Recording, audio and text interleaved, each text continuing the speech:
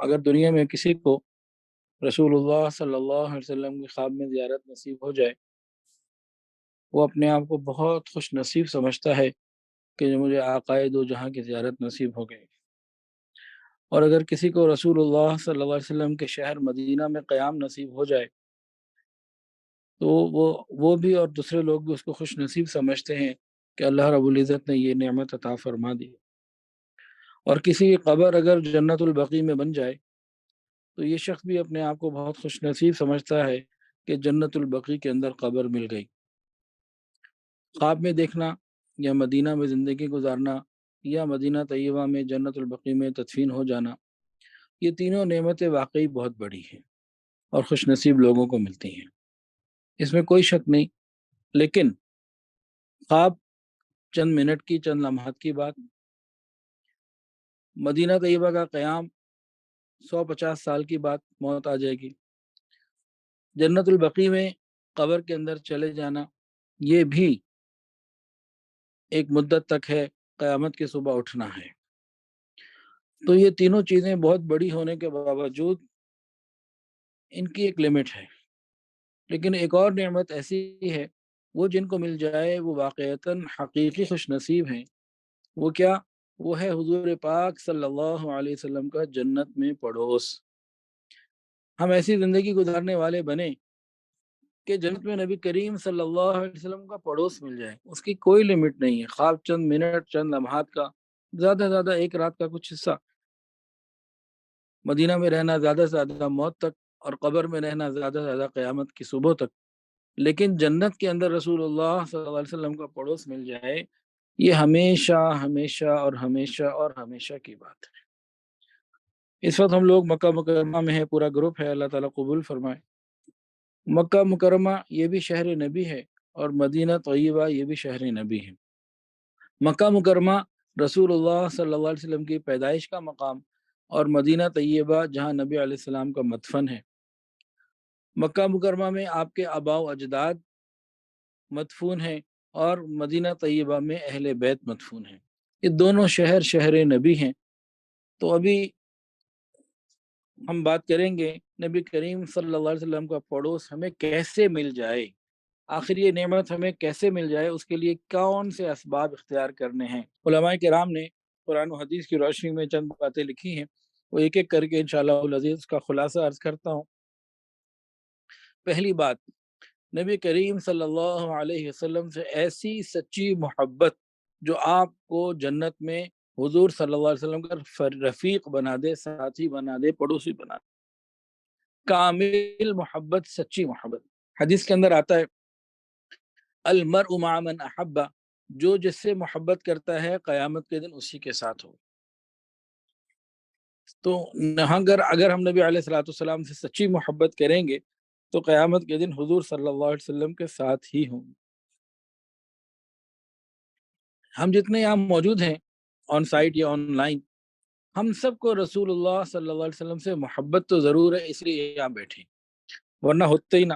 لیکن کیا جو ہماری محبت ہے وہ اتنی ہے کہ جو ہمیں نبی علیہ السلام کا جنت میں پڑوس دلوا دے، یا اس محبت میں ابھی کمی ہے، ہمیں محنت کرنے کی ضرورت ہے، اس پہ غور کرنے کی ضرورت۔ یہ واقعہ ذرا دل کے کانوں سے سنیے کہ ایک مرتبہ حضرت عمر فاروق رضی اللہ تعالیٰ عنہ مدینہ طیبہ میں نبی علیہ السلام کی خدمت میں حاضر ہوئے اور آ کے عرض کیا، یا رسول اللہ، مجھے سب سے زیادہ آپ سے محبت ہے، اپنے ماں باپ سے، اپنی اولاد سے، اپنے خاندان سے، اپنے مال سے، دولت سے، ہر چیز سے زیادہ محبت مجھے آپ سے ہے۔ لیکن میری اپنی جان، وہ ذرا اور بات ہے، اپنی جان کے علاوہ ہر چیز سے زیادہ محبت مجھے آپ سے ہے۔ حضرت عمر فاروق رضی اللہ تعالیٰ عنہ نے محبت کا وہ اعلیٰ مقام پیش کیا جو میں اور آپ پیش نہیں کر سکتے۔ کئی مرتبہ کام، کاروبار، نوکری، اولاد یا اپنی خواہشات کی وجہ سے ہم سنت کے خلاف کام کر لیتے ہیں، گناہ کر لیتے ہیں۔ وہ تو وہ درجہ پیش کر رہے ہیں جو میں اور آپ پیش کرنے سے قاصر ہیں، لیکن اس درجے کو پیش کرنے کے بعد ہوا کیا؟ نبی کریم صلی اللہ علیہ وسلم نے فرمایا، عمر نہیں نہیں نہیں، ابھی نہیں، تمہارا ایمان اس وقت تک مکمل نہیں ہو سکتا جب تک کہ میں محمد صلی اللہ علیہ وسلم تمہیں تمہاری جان سے بھی زیادہ محبوب نہ ہو جاؤں۔ حضرت عمر فاروق رضی اللہ تعالیٰ نے پھر فوراً نہیں کہا یا رسول اللہ اب آپ عمر کو عمر کی جان سے زیادہ محبوب ہیں۔ حضرت عمر فاروق رضی اللہ عنہ کی بات سن کے آقا نے فرمایا الآن یا عمر، عمر اب تمہارا ایمان مکمل ہوا، اب بات پوری ہوئی۔ یعنی اتنی محبت درکار ہے، اتنی محبت درکار ہے کہ درمیان میں کوئی اور بات سننی اور کہنی اور سوچنی اور سمجھنی بھی گوارا نہیں۔ آقا صلی اللہ علیہ وسلم کی ایسی کامل محبت، ایسی سچی محبت جیسی صحابہ کرام کو تھی، یہ ہوگی تو بات بنے گی، ورنہ ہماری بات ادھوری رہ جائے گی۔ تو میں اور آپ اگر یہ چاہیں کہ ہمیں رسول اللہ صلی اللہ علیہ وسلم کے جنت میں پڑوس مل جائے تو ہمیں ٹوٹ کے محبت کرنی ہے، کامل محبت کرنی ہے۔ اور محبت جب کرنی ہے تو پھر لاجک کے پیچھے نہیں پڑنا، بس ایک ہی بات، ہمیں نبی ہے، ہمیں محبت کرنی ہے اور اتباع کرنی ہے۔ اللہ تعالیٰ یہ محبت ہمیں عطا فرما دے۔ رسول اللہ صلی اللہ علیہ وسلم کے ساتھ جنت میں پڑوس حاصل کرنے کا ایک دوسرا ذریعہ، دوسرا طریقہ وہ ہے سجدے لمبے سجدے کرنا، کثرت سے سجدہ کرنا، کثرت سجود۔ ایک صحابی نے رسول اللہ صلی اللہ علیہ وسلم کی خوب خدمت کی۔ نبی علیہ الصلوۃ والسلام کا دل خوش ہو گیا۔ آپ نے فرمایا کیا مانگتا ہے؟ جو مانگو گے بتاؤ، کیا تمہیں دیا جائے، مانگو۔ انہوں نے فوراً ہی کہا یا رسول اللہ صلی اللہ علیہ وسلم مجھے جنت میں آپ کا پڑوس چاہیے۔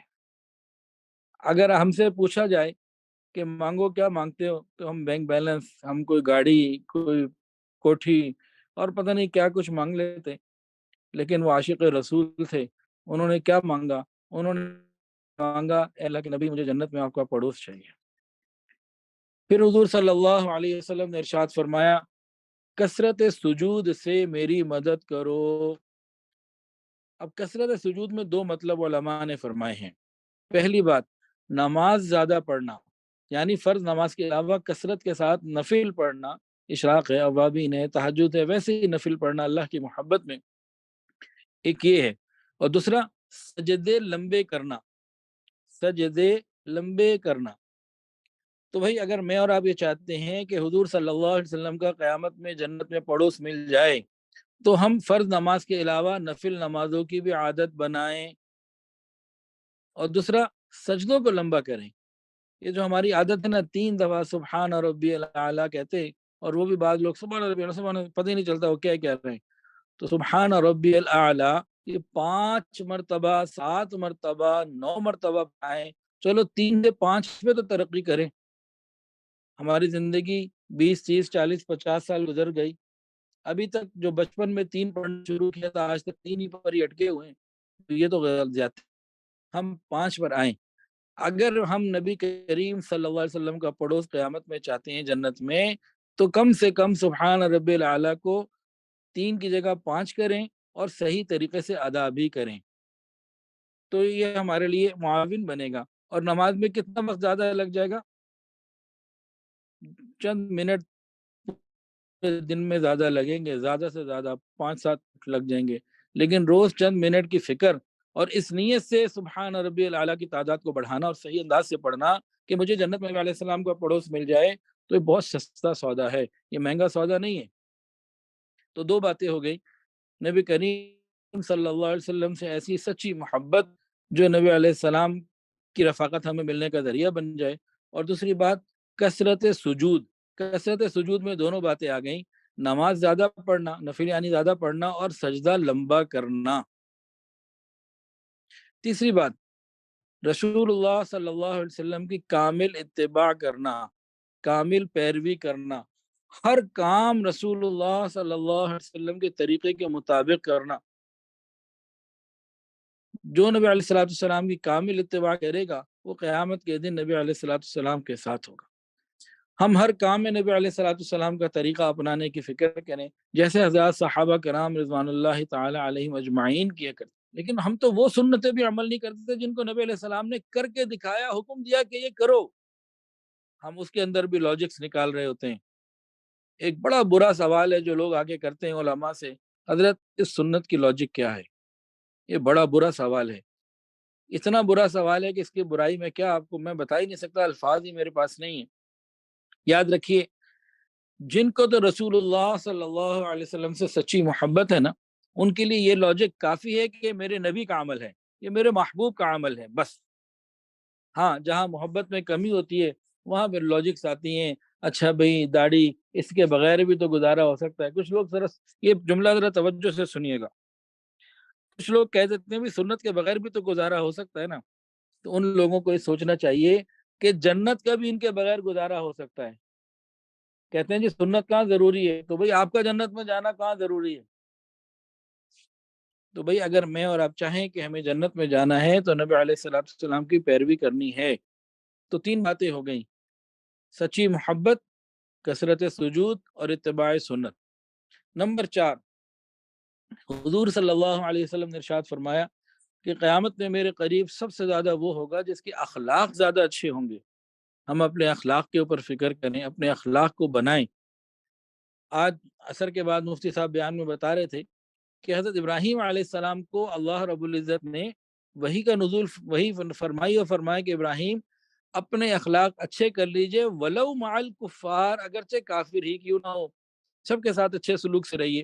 ہم تو ماں باپ کے ساتھ، بہن بھائیوں کے ساتھ، قریبی رشتہ داروں کے ساتھ اچھے اخلاق کا مظاہرہ نہیں کر پاتے بعض مرتبہ۔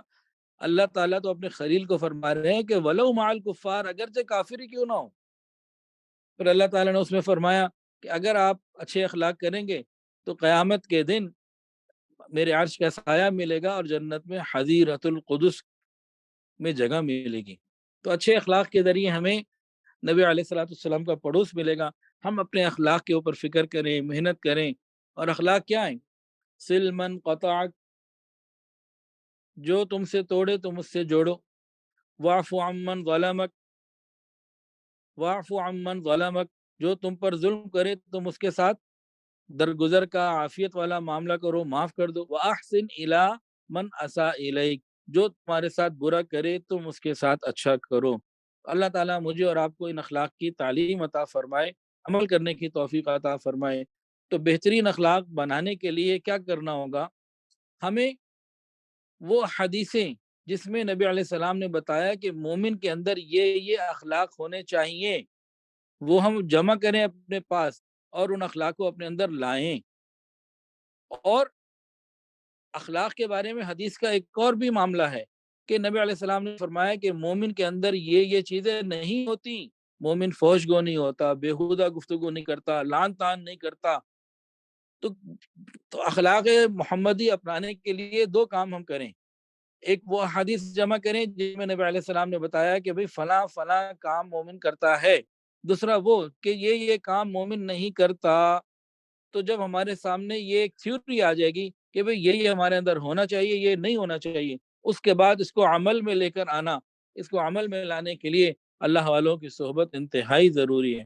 جب انسان اللہ والوں کی صحبت میں آتا ہے اور رہتا ہے تو آہستہ آہستہ اس کے اندر اخلاق آنے شروع ہو جاتے ہیں۔ تو جناب رسول کریم صلی اللہ علیہ وسلم کے جنت میں پڑوس کا حصول کرنے کے لیے یہ چیزیں بتائی جا رہی ہیں۔ تو چوتھی چیز بتائی گئی بہترین اخلاق، اچھے اخلاق۔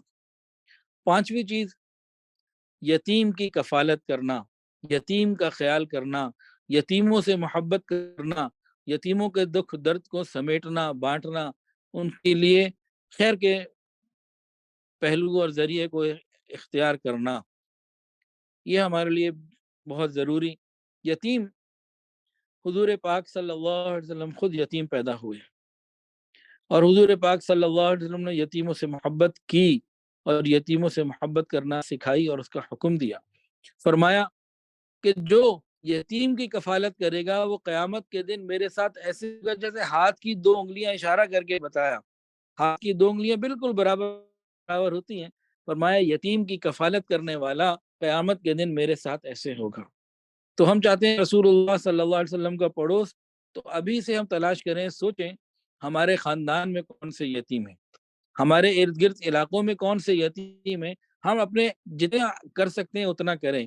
بھئی اگر کسی کو اللہ نے مال کی وسعت دی ہے وہ مال سے مدد کریں، اگر کسی کے پاس مال نہیں ہے، نہیں دے سکتا، کچھ تو دے سکتا ہے، چلو وہ دے دے۔ اگر مال کے علاوہ ان کو مورل سپورٹ دینا، ان سے محبت کرنا، ان کے سر پہ ہاتھ رکھنا، یہ جب ہم کریں گے تو ہمیں قیامت میں جنت میں رسول اللہ صلی اللہ علیہ وسلم کا پڑوس نصیب ہو جائے گا۔ ہاتھ کی 2 انگلیاں جس طرح برابر ہیں، یہ امتی اپنے نبی کے ساتھ ایسا ہوگا جنت میں۔ 5ویں بات تھی نبی علیہ السلام نے جو بتائی، یتیم کی کفالت کرنا جنت میں رسول اللہ صلی اللہ علیہ وسلم کا پڑوس حاصل کرنے کے لیے۔ 6ٹھی بات، حدیث میں آتا ہے، یہ مفہوم عرض کر رہا ہوں، کہ جس نے اپنی بیٹیوں کی اچھی تربیت کی اور ان کی اچھی جگہ شادی کر دی۔ اچھی تربیت کرنا، بیٹیوں کی شریعت کے مطابق، دین کے مطابق تربیت کرنا، انہیں حیا اور پاک دامنی سکھانا، تو اللہ تعالیٰ اس بندے کو، اس باپ کو بھی جنت میں نبی علیہ السلام کا پڑوس عطا فرما دیں گے۔ اب یہاں ایک خیال پیدا ہوتا ہے کہ بیٹیوں کی کچھ لوگ تربیت تو کرتے ہیں، لیکن صرف اور صرف دنیا کے اعتبار سے ان کو پردہ، حیا، پاک دامنی اور شریعت کے مسائل نہیں سکھاتے۔ کیا ان کو بھی یہ ملے گا؟ دنیا کی انہوں نے ہر چیز سکھائی۔ اس کا بہت سادہ سا جواب ہے، میں مفتی تو ہوں نہیں، تفصیلی فقہی جواب تو کسی مفتی صاحب سے لینا چاہیے۔ بہت سادہ سا جواب ہے، آقا صلی اللہ علیہ وسلم کی بھی تو بیٹیاں تھیں، آپ نے ان کی کیسے تربیت کی؟ رسول اللہ صلی اللہ علیہ وسلم کی بھی تو بیٹیاں تھیں نا، صحابہ کرام کی بھی تو بیٹیاں تھیں نا، ان لوگوں نے اپنی بیٹیوں کی کیسی تربیت کی؟ تو بس یہ سادہ سی بات سے مسئلہ حل ہو جاتا ہے کہ لوگ اس پہلو پہ آ کے جب ان کو کہو نا کہ بیٹیوں کی دینی تربیت بھی ضروری ہے، تو وہ کہتے ہیں جی کہاں لکھا ہے، اور اس پہ باتیں کرتے ہیں کہ جی ہم نے اپنی بیٹی کو ڈاکٹر بھی بنا دیا، اور ایک انگلینڈ میں جاب کر رہی ہے، ایک امریکہ میں ہوتی ہے، اور ایک ادھر ہوتی ہے، اور بڑی اچھی تربیت کی ہے، اور بڑی اچھی ان کی سیلریز ہیں، اور بڑی اچھی ان کی پوزیشن ہے۔ تو بھائی دنیا کی چیزوں کا ہم انکار نہیں کرتے، لیکن حدود شریعت میں رہتے ہوئے۔ تو بچیوں کی اچھی تربیت کرنا، انہیں دین کی تعلیم دینا، انہیں قرآن و حدیث کے مسائل، ان کو بچوں کی تربیت کے مسائل بتانا، یہ صحیح تربیت کے اوپر اس باپ کو جنت میں آقا صلی اللہ علیہ وسلم کا پڑوس مل جائے گا۔ 7ویں بات، بہت سے لوگ ایسے ہیں جنہوں نے نبی علیہ السلام کو دیکھا تو نہیں ہے، لیکن بن دیکھے ایمان لاتے ہیں، محبت کرتے ہیں۔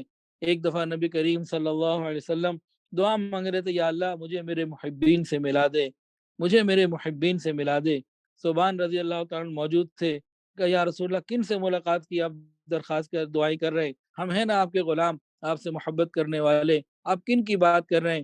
نبی علیہ السلام نے ارشاد فرمایا، صوبان تمہاری محبت اور تمہارا ایمان یقیناً مضبوط اور کامل ہے اور قابل قدر ہے، لیکن سبحان تم نے مجھے دیکھا، تم نے وحی اترتے دیکھا، تم نے اللہ کی مدد کو دیکھا، تم نے قرآن کا نزول ہوتے دیکھا، لیکن میں ان کی بات کر رہا ہوں جو میرے بعد آئیں گے، اپنے علماء سے، اپنے بڑوں سے میرے تذکرے سنیں گے، اور اگر ان کے بس میں ہوتا وہ اپنی اولاد دے کے میری زیارت حاصل کر سکتے ہوتے، میرا دیدار کر سکتے ہوتے، تو وہ کر لیتے۔ میں تو اللہ سے مانگ رہا ہوں ان لوگوں سے مجھے ملا دے جنہوں نے مجھے نہیں دیکھا اور مجھ سے محبت کرتے ہیں اور ایسی شدید محبت کرتے ہیں۔ تو ہم نبی علیہ السلام سے ایسی ٹوٹ کر محبت کریں، دل میں تمنا ہو، تڑپ ہو ملاقات کی، اور نبی علیہ السلام کی یاد دل میں ہو، تو ہمیں نبی علیہ السلام کا جنت میں پڑوس مل جائے گا۔ 8ویں چیز، کثرت کے ساتھ درود شریف پڑھنا۔ رسول اللہ صلی اللہ علیہ وسلم پہ کثرت کے ساتھ درود پاک پڑھنا، جتنا کوئی پڑھے اتنا کم، کم از کم، کم سے کم ہم 100 دفعہ صبح اور 100 مرتبہ شام کی تو ترتیب بنائے، لیکن یہ بہت تھوڑی ہے، لیکن چلو نہ ہونے سے بہتر ہے۔ ہم جتنا زیادہ درود شریف پڑھیں گے اتنا نبی علیہ السلام کے پاس جن کے قریب ہوں گے۔ اور حدیث کے اندر آتا ہے، جو ایک مرتبہ درود شریف پڑھ لیتا ہے، اللہ رب العزت 10 رحمتیں اس پر نازل فرماتے ہیں، 10 رحمتیں اس پر نازل فرماتے ہیں۔ تو درود شریف پڑھنے کے فائدے ہی فائدے، ایک فائدہ جنت میں نبی علیہ السلام کا پڑوس مل گیا، اور دوسرا فائدہ ہر درود شریف پڑھنے کے اوپر، ہر ایک مرتبہ پڑھنے پہ اللہ تعالیٰ کی طرف سے 10 رحمتیں مل گئیں، گناہوں کی معافی اس کے علاوہ ہے، اور بہت ساری پریشانیوں سے نجات اس کے علاوہ ہے۔ تو درود شریف میں فائدے ہی فائدے، ہم اس کی کوشش کریں اور اپنی زندگی میں نبی علیہ السلام پر درود شریف پڑھنے کا ایک اچھا معمول بنائیں۔ 9ویں بات، ہم اس بات کا احساس اور ادراک تو کریں کہ نبی علیہ السلام کی معیت ہمیں چاہیے۔ جب چاہیے ہوگی تو ہم کیا کریں گے؟ کثرت کے ساتھ نبی علیہ السلام کی معیت کی دعائیں مانگیں گے۔ ہم نبی علیہ السلام سے معیت کی دعائیں مانگ رہے ہوں گے تو یقیناً ہمارے لیے بہت خیر کے فیصلے ہو جائیں گے۔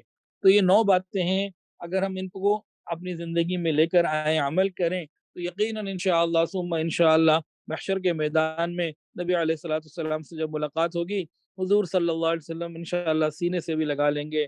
انشاءاللہ تعالی نبی کریم صلی اللہ علیہ وسلم کے مبارک ہاتھوں سے جام کوثر بھی مل جائے گا، آپ کی شفاعت بھی مل جائے گی، آپ کے جھنڈے تلے جمع ہونا بھی ہو جائے گا، اور آپ کی معیت میں جنت کا داخلہ بھی ہو جائے گا، اور جنت میں داخل ہونے کے بعد آپ کی معیت میں اللہ تعالیٰ کا دیدار بھی مل جائے گا۔